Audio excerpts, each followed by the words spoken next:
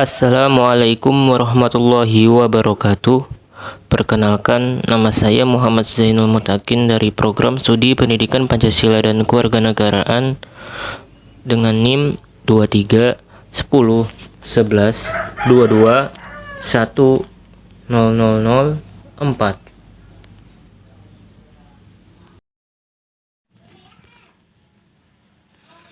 Jadi di sini saya akan menjelaskan mengenai materi psikologi pendidikan. Yang pertama itu definisi psikologi.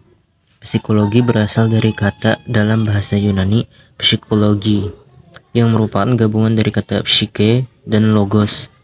Psyche berarti jiwa dan logos berarti ilmu. Secara harfiah, psikologi diartikan sebagai ilmu jiwa.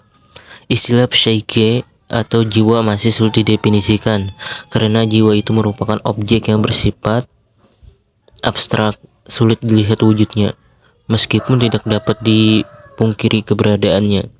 Dalam beberapa dasawarsa ini, istilah jiwa sudah jarang dipakai dan diganti dengan istilah psikis. Beberapa ahli mempelajari jiwa atau psikis dan gejala-gejala yang diakibatkan oleh keberadaan psikis tersebut. Dalam Ensiklopedia Nasional Indonesia Jilid 13 1990 dinyatakan bahwa psikologi adalah ilmu yang mempelajari perilaku manusia dan binatang, baik yang dapat dilihat secara langsung maupun yang tidak dapat dilihat secara langsung. Dakir 1993 menyatakan bahwa psikologi membahas tingkah laku manusia dalam hubungannya dengan lingkungannya. Muhib bin Syah 2001 menyimpulkan bahwa psikologi adalah ilmu pengetahuan yang mempelajari tingkah laku terbuka dan tertutup pada manusia, baik selaku individu maupun kelompok, dalam hubungannya dengan lingkungan. Tingkah laku terbuka adalah tingkah laku yang bersifat psikomotor yang meliputi perbuatan berbicara, duduk, berjalan, dan lain sebagainya. Sedangkan tingkah laku tertutup meliputi berpikir, berkeyakinan, berperasaan, dan lain sebagainya. Dari beberapa definisi tersebut di atas dapat disimpulkan bahwa psikologi adalah ilmu pengetahuan yang mempelajari tingkah laku manusia, baik sebagai individu maupun dalam hubungannya dengan lingkungannya. Tingkah laku tersebut berupa tingkah laku yang tampak maupun tidak tampak, tingkah laku yang disadari maupun yang tidak disadari. Yang kedua, definisi pendidikan. Pendidikan berasal dari kata didik. Mendidik berarti memelihara dan membentuk latihan. Dalam Kamus Besar Bahasa Indonesia 1991, pendidikan diartikan sebagai proses pengubahan sikap dan tata laku seseorang atau sekelompok orang dalam usaha mendewasakan manusia melalui upaya pengajaran dan pelatihan. Purbakawatja dan Harahap dalam Muhib bin Syah 2001 menyatakan bahwa pendidikan merupakan usaha secara sengaja dari orang dewasa untuk meningkatkan kedewasaan yang selalu diartikan sebagai kemampuan untuk bertanggung jawab terhadap segala perbuatannya. Dari definisi-definisi tersebut di atas dapat penulis simpulkan bahwa pendidikan adalah suatu usaha yang dilakukan secara sadar dan sengaja untuk mengubah tingkah laku manusia, baik secara individu maupun kelompok, untuk mendewasakan manusia melalui upaya pengajaran dan pelatihan. Yang selanjutnya, definisi psikologi pendidikan. Witherington 1978 mendefinisikan psikologi pendidikan sebagai studi sistematis tentang proses-proses dan faktor-faktor yang berhubungan dengan pendidikan manusia.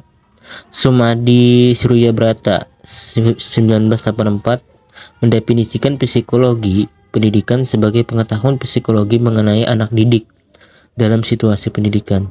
Elliot dan kawan-kawan 1999 menyatakan bahwa psikologi pendidikan merupakan penerapan teori-teori psikologi untuk mempelajari perkembangan, belajar, motivasi, pengajaran, dan permasalahan yang muncul dalam dunia pendidikan. Dari berbagai definisi tersebut di atas, penulis menyimpulkan bahwa psikologi pendidikan ialah ilmu yang mempelajari penerapan teori-teori psikologi dalam bidang pendidikan. Dalam psikologi pendidikan, dibahas berbagai tingkah laku yang muncul dalam usaha mendewasakan manusia melalui upaya pengajaran dan latihan. Dan selanjutnya, ruang lingkup psikologi pendidikan. Pada dasarnya, psikologi pendidikan mempelajari seluruh tingkah laku manusia yang terlibat dalam proses pendidikan. Manusia yang terlibat dalam proses pendidikan ini ialah guru dan siswa. Maka objek yang dibahas dalam psikologi pendidikan adalah tingkah laku siswa yang berkaitan dengan proses belajar dan tingkah laku guru yang berkaitan dengan proses pembelajaran. Sehingga objek utama yang dibahas dalam psikologi pendidikan adalah masalah belajar dan pembelajaran. Pendidikan pada hakikatnya adalah pelayanan yang diperuntukkan pada siswa. Oleh karena itu, dalam psikologi pendidikan juga dibahas aspek-aspek psikis atau gejala kejiwaan yang terdapat pada siswa, terutama ketika terlibat dalam proses belajar. Buku ini akan membahas tingkah laku yang muncul dalam proses pendidikan yang dikelompokkan dalam pokok bahasan sebagai berikut. Pengantar yang pertama, pengantar memahami psikologi pendidikan. Kedua, gejala jiwa. Ketiga, masalah belajar. Keempat, masalah pembelajaran. Kelima, pengukuran dan penilaian. Keenam, diagnostik kesulitan belajar. 7, kesehatan mental di sekolah.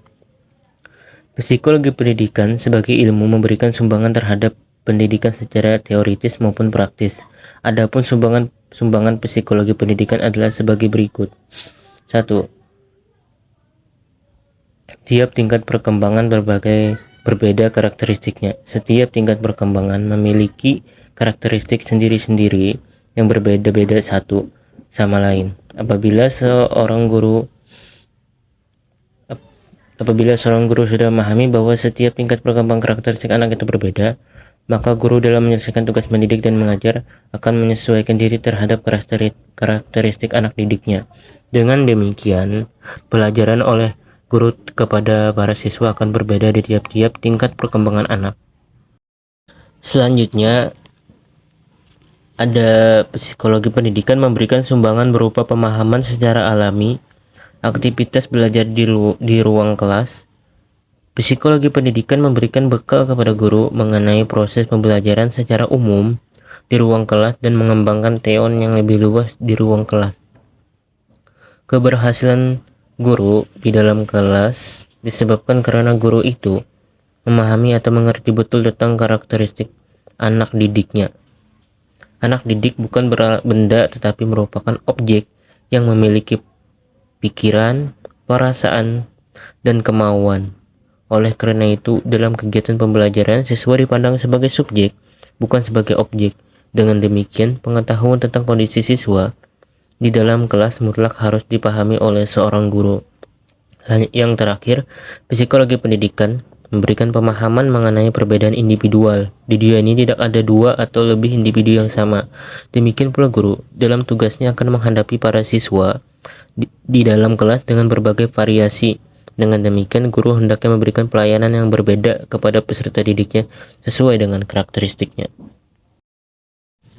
Sekian dari saya. Terima kasih. Wassalamualaikum warahmatullahi wabarakatuh.